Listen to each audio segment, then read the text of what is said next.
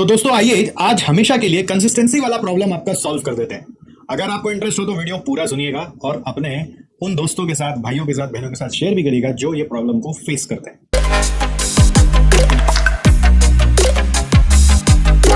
तो फ्रेंड्स, बात ये है कि जब जब स्टूडेंट से पूछो कि भाई क्या ऐसा प्रॉब्लम है जिसको अगर सॉल्व कर दें तो तुम पक्का पास हो जाओगे, वो बोलते हैं कंसिस्टेंसी।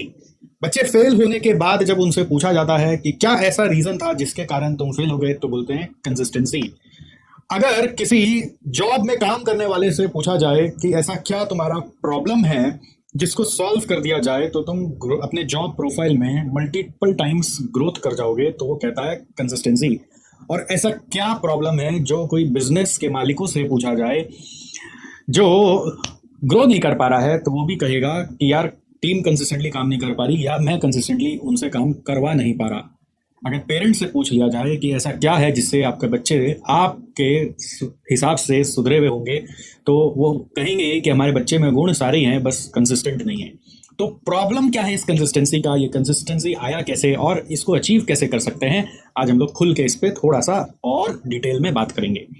तो ऐसे ही डिक्शनरी में जाकर हमने खोजा कि origin and definition of consistency क्या है। तो वर्ड कंसिस्टेंसी एक्चुअली ओरिजिनेट हुआ था 1590 में, एंड एक्चुअली ये लैटिन वर्ड कॉन्सिस्टेंशिया से आया, जिसका मतलब बेसिकली ये है कि सब मिलके सामने सामने साधारण वे में एक सिंपल तरीके से खड़े रहें, स्टैंडिंग टुगेदर और फर्मनेस ऑफ मैटर। या कोई पर्टिकुलर कोई चीज है तो वो अनइवन नहीं हो, उसी को बोलते हैं कंसिस्टेंट। फिर ग्रेजुअली इस वर्ड को अलग अलग तरीके से यूज किया जाने लगा। तो डेफिनेशन ऑफ कंसिस्टेंसी एक्चुअली जो आ रहा है वो कह रहा है ऑक्सफोर्ड इंग्लिश डिक्शनरी में कि आप कंसिस्टेंसी मतलब ये समझें quality of achieving a level of performance that does not very greatly in quality over time. So what is consistency about? It is the output. It is the output which has to be similar every time. अगर आप ध्यान से समझेंगे या सोचेंगे तो आपको लगेगा अभी तक आप कंसिस्टेंसी को इनपुट मान रहे थे। कंसिस्टेंसी नहीं किया ना, कंसिस्टेंसी नहीं डाला ना, कंसिस्टेंट नहीं थे ना।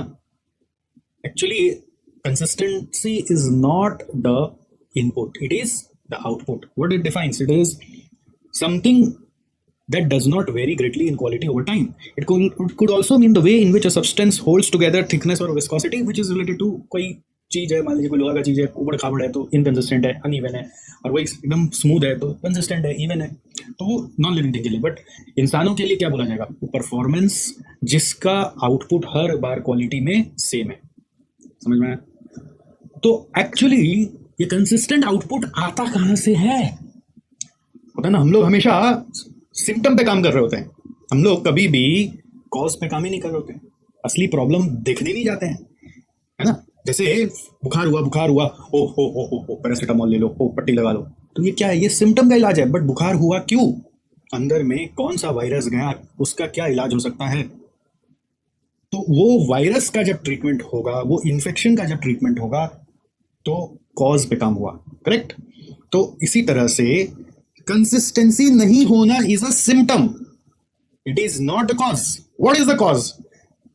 उसी को मैं ऐसे समझाना चाहता था कि consistency is the output, input is something else. तो अगर आप उधर काम करोगे तो आउटपुट कंसिस्टेंट होएगा ही। तो व्हाट ड्राइव्स कंसिस्टेंसी? क्या चीज से कंसिस्टेंसी आता है, मतलब क्या चीज से बुखार आता है? वायरस से बुखार आता है, तो क्या चीज से कंसिस्टेंसी आता है? इसका आंसर है एक शब्द में डिसिप्लिन। क्या आंसर है? डिसिप्लिन। अगर डिसिप्लिन है तो कंसिस्टेंसी अपने आप रहेगा, right. So what is discipline, how it is different from consistency? Let's understand once again. So what is discipline? Discipline is ability to control your impulses and do what needs to be done even without motivation. समझ में? Discipline क्या है? आपको जो करना चाहिए consistency लाने के लिए, आप वही हर रोज कर रहे हैं, मन हो चाहे नहीं हो, इच्छा हो चाहे नहीं हो, फिर भी कर रहे हैं। This is called as discipline. समझ में आया? तो डिसिप्लिन क्या है? Doing any activity on daily basis even if you don't like doing. So in school when you wake up you have to go to school. आज mummy school जाने का मन नहीं है, तो मम्मी बोलते नहीं जाना ही जाना है, पापा बोलते हैं नहीं चलो हम छोड़ के आएंगे, जाना तो है ही, लेकिन मम्मी आज मन नहीं है। अगर आप उस मन के गुलाम बन जाएंगे तो वो मन आज तो स्कूल नहीं जाने से रोकेगा, कल पता नहीं क्या क्या चीज के लिए वो रोक देगा। मन हो चाहे नहीं हो, अगर आप वो काम करते हैं तो आप डिसिप्लिन हैं, राइट। सो उसी तरीके से आपने कभी घर में देखा होगा कि आपके स्कूल की छुट्टियां चल रही हैं, लेकिन पापा ऑफिस जा रहे हैं, पापा दुकान खोलने जा ही रहे हैं। वो क्या है? ये डिसिप्लिन है। क्या उनका मन करता है रोज जाने का? कोई जरूरी नहीं है, उनका भी अंदर में कभी ना कभी आता ही है कि आज नहीं जाते हैं ना, लेकिन वो डिसिप्लिन को बना के रखते हैं। मम्मी रोज उठ के आपके लिए खाना बनाती है, घर का काम करती है, क्या उनका मन नहीं करता कि आज नहीं करें? करता है, लेकिन वो मन के गुलाम नहीं है, वो डिसिप्लिन फॉलो करती हैं। इसलिए उनके जो आउटपुट हैं जिससे कि हम लोग को खाना मिलता है, घर साफ रहता है, या पापा के कारण हम लोगों को घर चलाने के लिए, ग्रोसरी बिल देने के लिए पैसे, और स्कूल फीस भरने के लिए, कॉलेज फीस भरने के लिए पैसे मिल पाते हैं, तो वो कंसिस्टेंटली तभी तो आ पा रहा है जब वो डिसिप्लिन है। समझ में आया? तो डिसिप्लिन पे काम करेंगे तो कंसिस्टेंसी अपने आप छलकेगा। और आते हैं इसको फर्दर डिक डाउन करते हैं। इस डिसिप्लिन में मैंने दो बात बोली, एक बोली मन हो, दूसरा मैंने बोला मन ना हो। अब कब मन होता है और कब मन नहीं होता है? तो जब मन नहीं होता है तो हम बोलते हैं this is lack of motivation. But जब मन से आप कोई काम कर रहे हैं दोस्तों, तो उसको बोलते हैं मोटिवेशन। तो पॉइंट क्या है? मोटिवेशन बेसिकली क्या है? एक तरह का पावर बूस्टर होता है, एक डोज होता है जो मन को लगा दिया जाता है, तो मन एक बार के लिए डिसिप्लिन हो जाता है, तो आप कंसिस्टेंट हो जाते हैं। समझ में? अगर मन ना हो तो भी आप अगर काम कर पाए तो सोचो क्या मजा। प्रॉब्लम क्या है कि ये मन भटकता है, ये रोज रोज विचलित होता है। तो मोटिवेशन से आज आ जाएगा काबू में, बट रोज रोज नहीं आ पाएगा। मोटिवेशन जो होता है टेम्पररी है। मन होना कोई भी चीज के लिए, ये बाय नेचर गॉड ने ऐसा बनाया है, वो चंचल है। तो वो अगर कोई काम स्थिर रूप से कर रहा है तो अपनी इच्छा से कर रहा, मतलब वो टेम्पररी है, क्योंकि परमानेंट उसका नेचर ही वैसा नहीं है कि वो स्थिर रूप से काम कर सके। मन ना हो यही परमानेंट है। तो अगर मन ना हो उस समय आप डिसिप्लिन छोड़ देंगे तो कंसिस्टेंसी खत्म। और आपको सीखना क्या अपनी जिंदगी में कि जब जब मन ना हो तब तब भी हम वो काम कर पाए। यही असली क्रैक है जिंदगी जीने का और सक्सेस पाने का। चाहे आप स्कूल के बच्चे हो, चाहे आप जॉब में जाने वाले कोई वर्किंग एम्प्लॉय हो, या फिर आप कोई बिजनेस करने वाले कोई बिजनेस वाले हो, या आप कहीं पर भी जिंदगी में कुछ भी कर रहे हो, मन ना हो तब भी यदि आप अपना डिसिप्लिन फॉलो कर पा रहे हैं, वही आपकी जीत है। इसी को हम बोलते हैं बिकमिंग अनकंफर्टेबल। मन हो और वो करना, वो कौन सी बड़ी बात है, वो तो सभी कर लेते हैं, है ना। और मन ना हो फिर भी करना, this is called becoming uncomfortable. This is the new way to success. अगर आप ये नहीं सीख पाए तो आप स्कूल के इतने सालों की सारी तपस्या को वेस्ट कर दिए। अगर आप अभी भी नहीं सीख पाए तो आप आगे और ज्यादा परेशानियों से गुजरते रहेंगे, और ज्यादा परेशानियों से गुजरते रहेंगे। तो अब एक सवाल हो रहा है, सर ये मन क्यों नहीं करता है, क्यों? चलो इसको भी फर्दर डिग डाउन करते हैं। ये मन क्यों ऐसे विचलित हो जाता है बार बार? तो ये जो मन है ना, बेसिकली ये क्या है? ये आपका सबकॉन्शियस या फिर कॉन्शियस ब्रेन है, और कुछ नहीं है। मन माने सबकॉन्शियस और कॉन्शियस ब्रेन है, जो आपको कहीं ना कहीं दूसरे दूसरे थॉट्स में उलझा दे रहा है, राइट। तो ये मन क्यों नहीं करता? क्योंकि मन का जो डिजाइन भगवान ने किया, भगवान ने भी तो डिजाइन किया ना इसको, कि इसमें ऑलरेडी एक डिफॉल्ट प्रोग्राम डाल के भेजा है। जैसे आप कोई कंप्यूटर लेते हैं तो उसमें एक डिफॉल्ट ऑपरेटिंग सिस्टम आता है, मोबाइल लेते हैं ऑपरेटिंग सिस्टम डिफॉल्ट लोड होकर आता है। तो भगवान जब मन को बनाया तो डिफॉल्ट वे में इसको कैसा बनाया? इसको एक शिक्षा देकर भेजा कि रे मन, जो चीज में इंस्टेंट मजा हो वही कर लेना। तो ये क्या? इंस्टेंट मजा, इंस्टेंट ग्रेटिफिकेशन को तवज्जो देता है। ये इसका डिफॉल्ट प्रोग्रामिंग है, समझ गए? डिफॉल्ट प्रोग्रामिंग समझ गए कि ऐसे ही बन क्या है। मतलब अगर आपको बोला जाए कि यहाँ पर कोई बहुत बढ़िया सा डेजर्ट पड़ा हुआ है और यहाँ पर कोई करेले का सब्जी और रोटी पड़ा हुआ है, तो आप बोलेंगे ज़्यादा मज़ा किस में आएगा? इसमें आएगा। खाओ। इंस्टेंट ग्रेटिफिकेशन चाहिए। कोई आपको बोले कि एक ऐसा काम कर जिससे अभी तेरे को हंसी आ जाएगा, मज़ा आ जाएगा, अंदर में गुदगुदी सी होगी, और एक ऐसा काम कर जिसमें अभी तो बहुत परेशानी होगी, आंख से आंसू निकल जाएंगे, लेकिन 3 घंटे बाद जाकर बहुत ज़्यादा खुशी होगी, तो आप बोलेंगे अभी वो छोटा सा रील देख लेते ना जिसमें हंसी आ जाएगा, तो ज़्यादा मज़ेदार है। तो मन का जो डिफॉल्ट प्रोग्रामिंग है वो इंस्टेंट ग्रेटिफिकेशन है। उसको हर समय चाहिए कोई ऐसा चीज बताओ जिससे जल्दी फायदा हो जाए। तो इसका ही डेफिनेशन मन टाइम टू टाइम चेंज कर लेता है, in the form of marks initially, then in the form of friendships, relationships, और then in the form of job. Job में भी अगर आपको बोले भाई एक ऐसा जॉब है जिसमें तुम 5 साल पढ़ लोगे तो तुमको 5 लाख का जॉब मिल जाएगा 1 साल का, और एक ऐसा जॉब है जिसमें कुछ पढ़ने की जरूरत नहीं है, बट अभी तुम 10,000 रुपये महीने से जॉब कर सकते हो, 1 लाख रुपया, 1.25 लाख रुपया साल का कमा सकते हो। तो मन क्या बोलता है पता है? मन बोलता है पहले ये कर लेते। मतलब अनलेस ये आपके लिए अट्रैक्टिव नहीं हुआ, हो सकता है ऐसा भी आपका मन बोल सकता है कि बहुत ज्यादा अट्रैक्टिव नहीं लग रहा है, अलग बात है, तो दोनों ही नहीं करेगा। बट मान लो एक तरफ 5 लाख, एक तरफ 30 लाख है, तो आपको एक बार 5 लाख से शुरू तो कर लेते। तो मन ज्यादा इंस्टेंट ग्रेटिफिकेशन के पीछे भागता है। तो ये मन का भी डिफॉल्ट प्रोग्रामिंग है। तो आप यदि डिफॉल्ट प्रोग्रामिंग पे मन को चलाओगे तो क्या होगा? मन का डिफॉल्ट प्रोग्रामिंग ये भी है कि वो आज कोई चीज के लिए हाँ बोल रहा है तो वो कल का दिन किसी और चीज को ग्रेटिफाई करने लगेगा, और आज और कल तो छोड़ दो, आधे घंटे बाद किसी और चीज को ग्रेटिफाई करने लगेगा। मतलब वो खोजने लगेगा कि और किससे भी इंस्टेंट मजा आ जाए।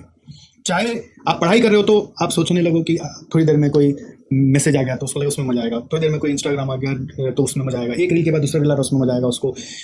उसको लगेगा कि अरे चलो चल के एक बार घूम आते हैं, उसमें मजा आएगा। तो वो हर समय बाय नेचर कोई दूसरा मजा खोज रहा है जो कि उसको इंस्टेंट मिल जाए और उसको अच्छा लगे।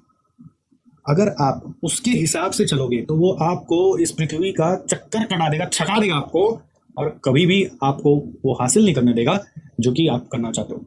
भगवान ने हमें भेजा और हम तो भगवान के बच्चे हैं, तो उन्होंने ये भी हमें वरदान देकर भेजा है कि ये जो दुनिया में तू जा रहा है ना, इसमें सब कुछ अवेलेबल है, लेकिन और तेरे अंदर अपने आप ख्याल आते रहेगा कि तेरे को क्या क्या चीज करना है, छोटे बड़े हर चीज, और बड़ी चीज करके आएगा वापस तो मैं समझूंगा कि तूने मेरा जो जीवन मैंने तुझे दिया उसका कुछ मुझे पेबैक किया। और ऐसे ही तुच्चे जैसे जीकर आ गया तो भगवान भी कहेंगे क्या ही किया यार, वेस्ट कर दिया, इतना प्रीशियस चीज तेरे को दिया। अब अंदर दुनिया में आकर वो सब कुछ पाने की कला क्या है? वो सब कुछ पाने की कला में एक ही कला है कि ये जो मन है वो आपके अगेंस्ट में चलेगा। आपको अंदर में एक तरफ वो ख्याल देगा कि आप क्या क्या कर सकते हो, बट जब आप एग्जीक्यूशन करने जाओगे वो आपके अगेंस्ट में चलेगा। तो जब अगेंस्ट में चलने लगे, क्योंकि वो इंस्टेंट ग्रेटिफिकेशन खोजने भाग जाएगा, और आपको नेचुरली जो चीज करने से वो रिजल्ट मिल सकता है वो करने का मन नहीं करेगा। और अगर आप अपने साथ ये लड़ाई कर ली कि मैं ये मन को इधर इधर इधर इधर मुंह मारने से रोक कर, उसको इंस्टेंट ग्रेटिफिकेशन नहीं दिलाकर, काबू में लाकर एक ही चीज करवाता चल जाऊं, तो मैं कंसिस्टेंट हो जाऊंगा। और कंसिस्टेंट हो गया तो आपके जिंदगी में आपको जो चाहिए वो सब मिल जाएगा। कंसिस्टेंसी का जापानीज वर्जन अगर मैं बोलूं तो वो है काइजेन। काइजेन समझाने के लिए मैं अपनी क्लासेस में भी बहुत बार एक उदाहरण यूज करता हूं कि यदि आप सोचिए डेली 0.99999999 का एफर्ट्स डाल रहे हैं तो 365 डेज के बाद वो कितना बनेगा आपको मालूम है? अगर आप कैलकुलेटर लेकर इस चीज को ट्राई करें, मैं आपके सामने दिखाता हूं गूगल करके, 0.99 टू द पावर 365, देखो 0.99 0.99 टू द पावर